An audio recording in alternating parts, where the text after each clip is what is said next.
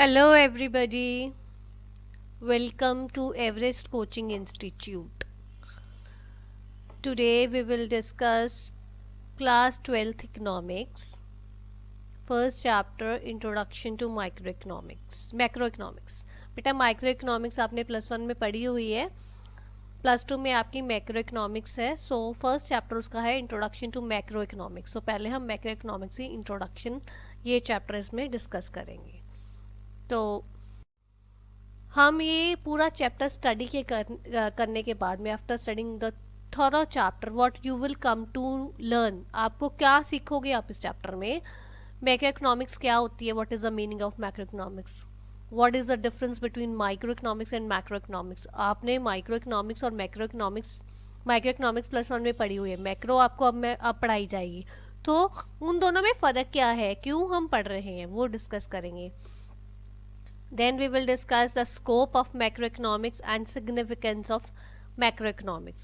So first chapter में सिर्फ यही चीज़ें हैं जो हमने डिस्कस करनी है.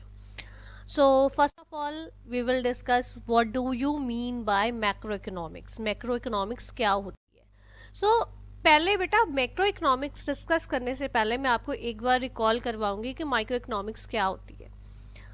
बेसिकली माइक्रोइकोनॉमिक्स जो है हम जो भी उसमें पढ़ते थे उसके बीच में वो ऐसी एक इकोनॉमिक्स की ब्रांच है जिसमें हम जो एक इंडस्ट्री, एक फर्म का, एक इंडस्ट्री का लेवल का हमने पूरा डिस्कस करते थे. उसकी क्या डिमांड है, सप्लाई है, उसमें क्या कैसे वो इकोनॉमी में काम कर रही है वो इंडस्ट्री. जैसे हम टेक्सटाइल की बात कर रहे हैं, सिर्फ टेक्सटाइल इंडस्ट्री की बात करते थे. उसमें हमने टेक्सटाइल के साथ में हम किसी और चीज़ की प्रोडक्शन मैन्युफैक्चरिंग नहीं देखते हम. जैसे आप लगा लो किसी इलेक्ट्रॉनिक गैजेट्स की हम नहीं देखते हैं, ठीक है. बट हाँ, जो ये माइक्रो इकोनॉमिक्स जो है वो छोटे लेवल पे है, पर जो हमारी मैक्रो इकोनॉमिक्स है वो बेसिकली हमारी बहुत बड़ा प्रीव्यू है. उसमें हम क्या देखते हैं, देखो मैक्रो इकोनॉमिक्स बेसिकली क्या होती है, it is macro plus economics, ठीक है. जैसे माइक्रो इकोनॉमिक्स में हमने किया था माइक्रो प्लस इकोनॉमिक्स. माइक्रो क्या होता है, small, micro mean small, very small.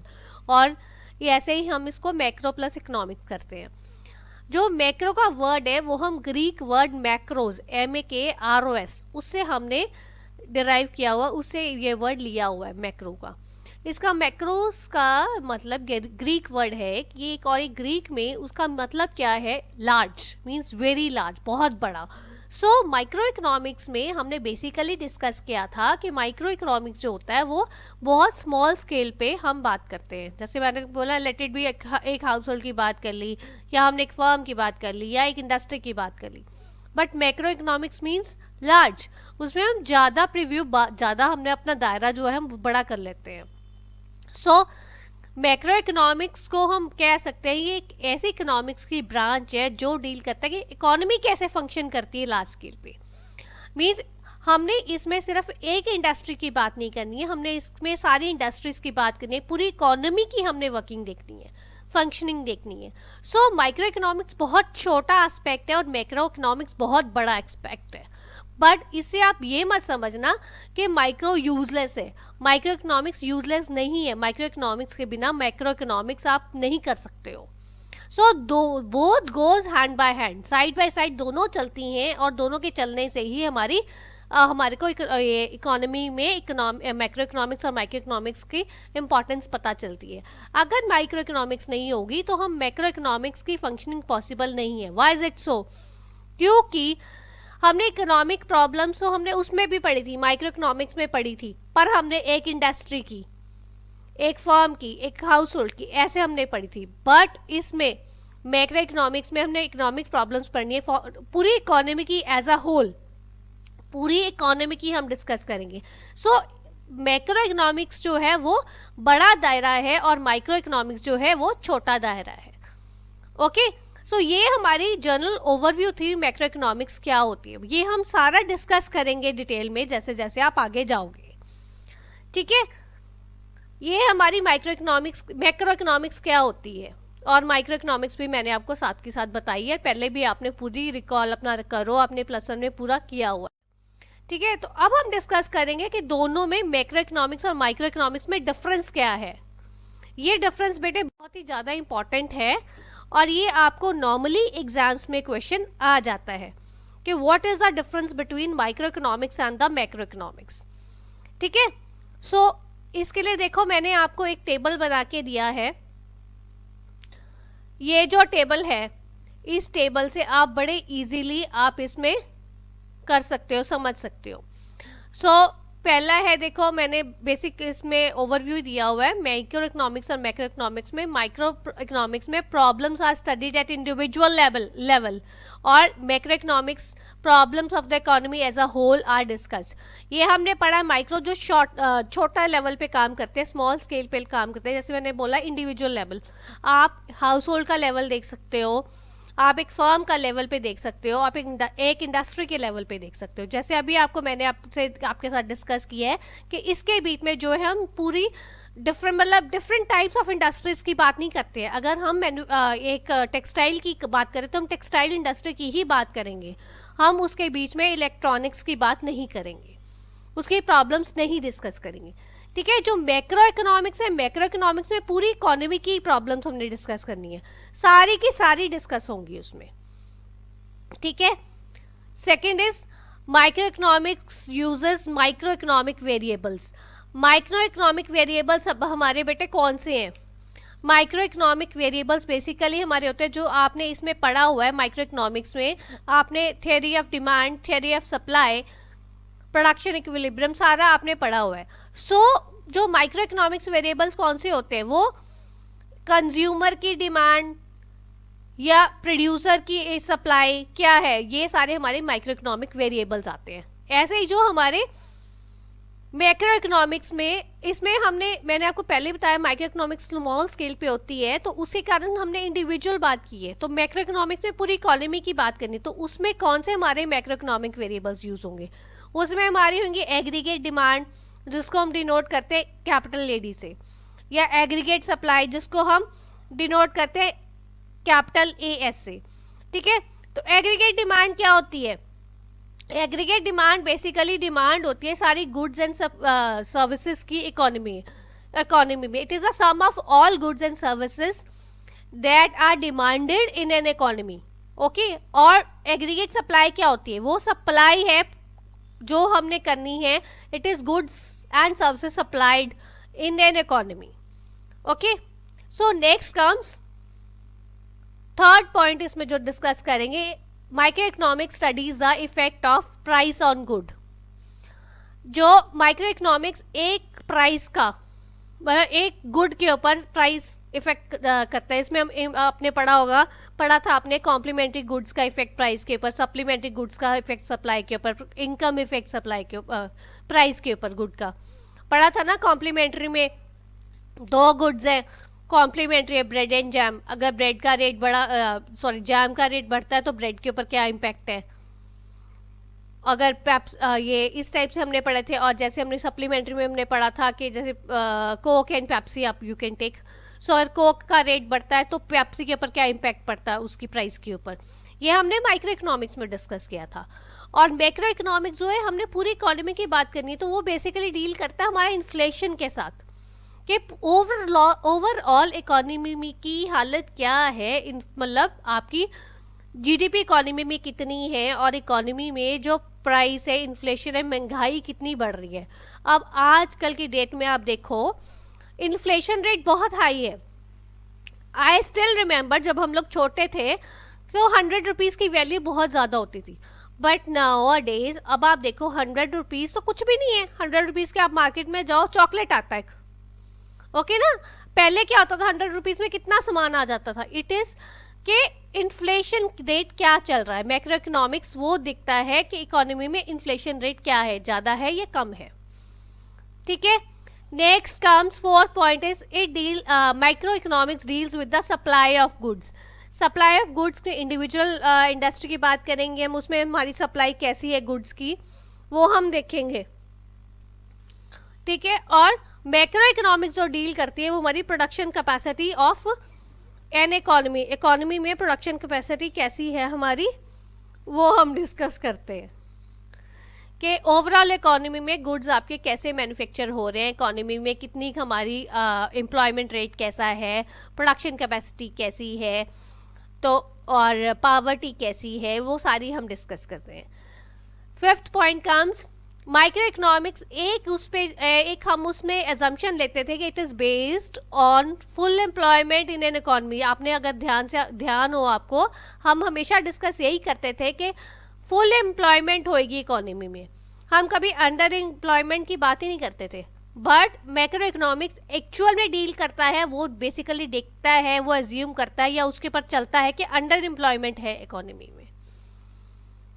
Last point comes central issue in micro economics is the allocation of resources, कि हमने कैसे अपने रिसोर्सेज को एलोकेट करना है वो ये देखता है।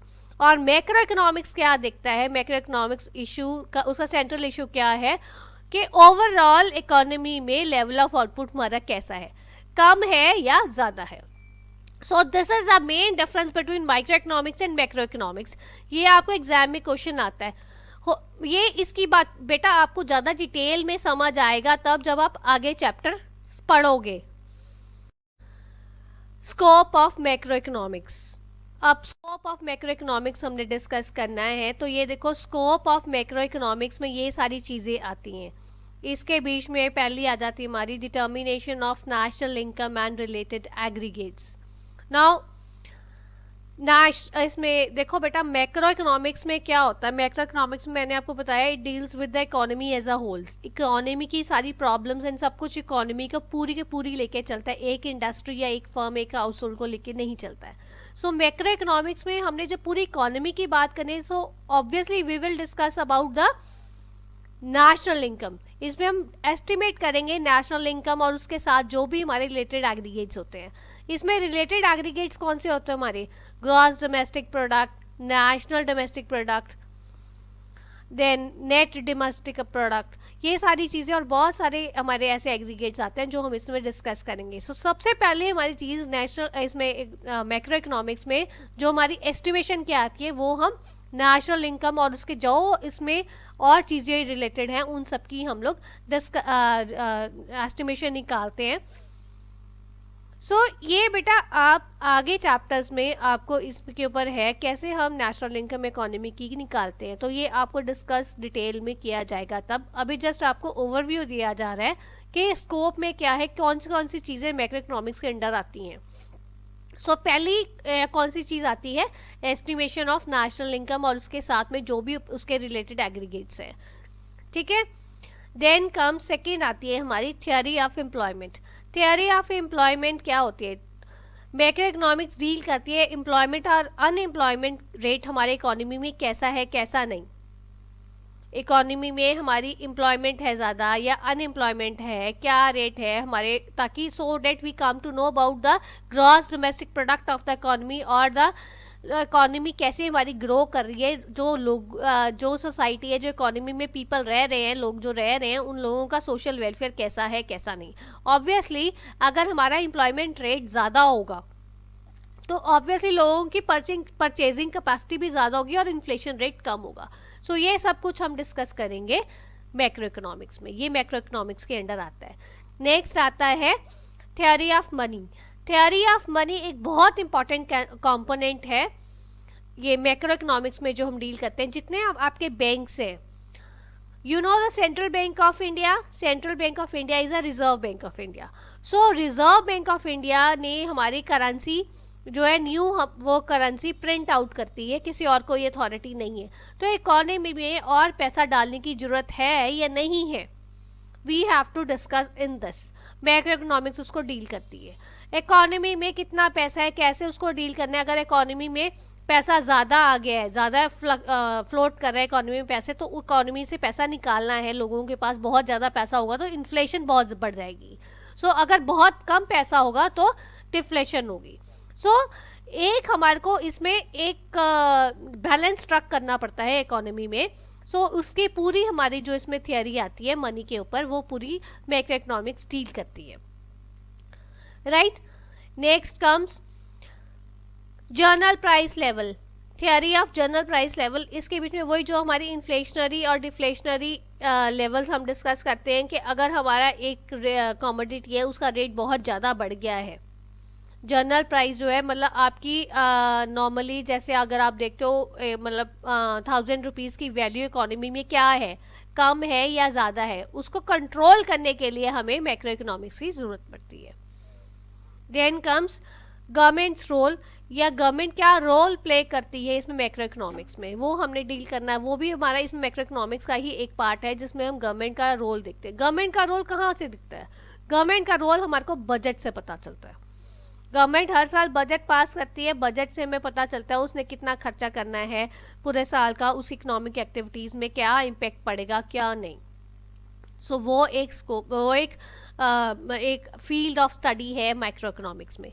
नेक्स्ट मैक्रो इकोनॉमिक्स में जो है वो हमारा है बैलेंस ऑफ पेमेंट और एक्सचेंज रेट, कि एक्सचेंज रेट और मार्केट जो बैलेंस ऑफ पेमेंट है उसको वो कैसे हमारी मैनेज करती है इंटरनेशनल मनी मार्केट, वो हम इसमें डिस्कस करते हैं।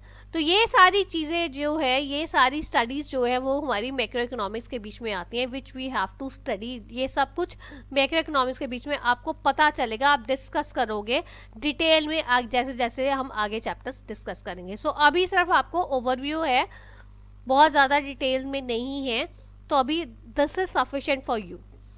ओके, नेक्स्ट हम डिस्कस करते हैं सिग्निफिकेंस ऑफ मैक्रो इकोनॉमिक्स के। सिग्निफिकेंस या इंपॉर्टेंस क्या है मैक्रो इकोनॉमिक्स की, हम मैक्रो इकोनॉमिक्स क्यों डिस्कस करते हैं, राइट।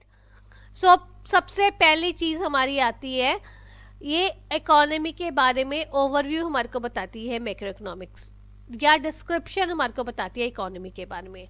जैसे इसके बीच में अगर आप देखो, मैंने आपको पहले आपको स्कोप में बताया था कि आपने एस्टिमेशन ऑफ नेशनल इनकम और उसके एग्रीगेट्स करेंगे। जब हम नेशनल इनकम और उसके एग्रीगेट्स एस्टिमेट करते हैं तो हमें पता चलता है इकोनॉमी में जीडीपी क्या है, इकोनॉमी कैसे हमारी ग्रो कर रही है, नॉर्मल परचेजिंग पावर इकोनॉमी में लोगों के हाथ में क्या है, लोग कितनी लोगों के पास कितना जो है आपका पावर्टी रेशियो हमारी कम है या ज़्यादा है, we come to note from this. So overall economy का हमें पता चलता है इकोनॉमी में हमारे जो लोग हैं वो किस स्टैंडर्ड पे रह रहे हैं, ठीक है।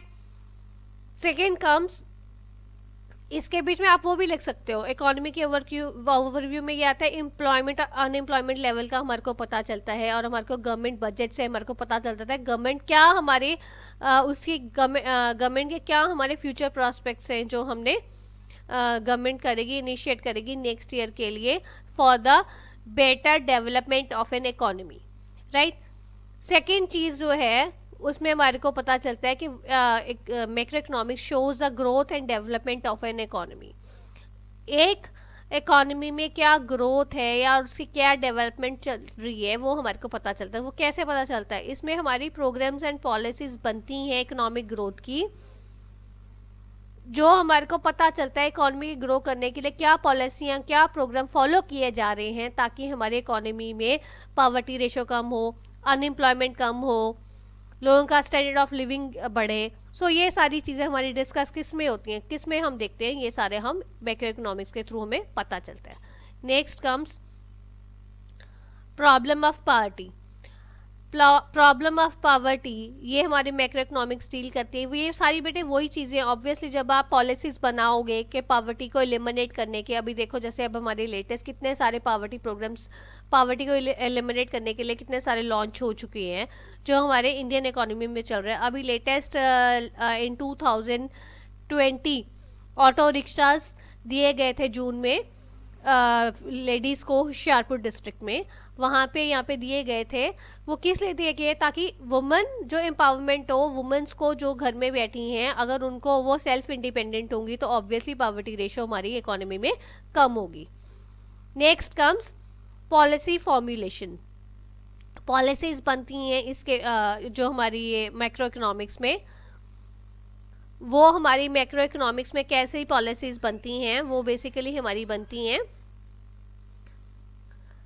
Relating to aggregate demand and aggregate supply, या हमारी इन्वेस्टमेंट कैसी होनी, हमारी सेविंग्स कैसे होनी है, कंजम्पशन लेवल हमारे इकोनॉमी में कैसा होगा, डिफरेंट सेक्टर्स के इकोनॉमी में जैसे कंज्यूमर है, प्रोड्यूसर है, हाउस होल्ड है, या आपकी ये प्रोड्यूसिंग फैक्ट्री है, प्रोड्यूसिंग सेक्टर है, कंजम्पशन सेक्टर है, उन सब की क्या पॉलिसीज या क्या ग्रोथ हमने करनी है, क्या पॉलिसीज हमने बनानी है, so for the proper growth and development in the economy, for so that proper policies are to be made, so these are to be formulated in a proper and proper manner, या in a phased manner में उसको policy को formulate करेंगे so that हमारी economy अच्छी grow करे.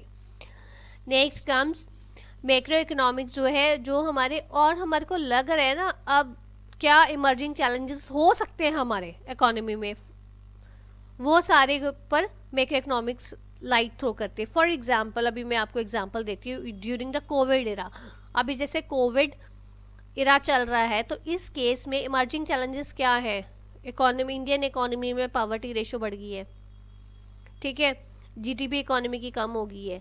सो इन सारी चीज़ों को टैकल करने के लिए मैक्रो इकोनॉमिक्स फोकस करती है. आप देखो आज की डेट में लोगों की परचेजिंग पावर कम हो गई है बिकॉज ऑफ व्हाट, किस चीज़ के कारण, कोविड के कारण जो है अनएम्प्लॉयमेंट रेट बढ़ गया. अब उतने लोगों के पास पैसा ही नहीं है उतना खर्चा करने के लिए, ओवरऑल इकोनॉमी उसके ऊपर बहुत इम्पैक्ट पड़ा है. सो ये सारी चीज़ें जो है हमारी मैक्रो इकोनॉमिक्स डील करती है, ठीक है. सो is all about today's video. If you find any difficulty, your feedback is most welcome. You can give it in the comment box. Thanks for watching.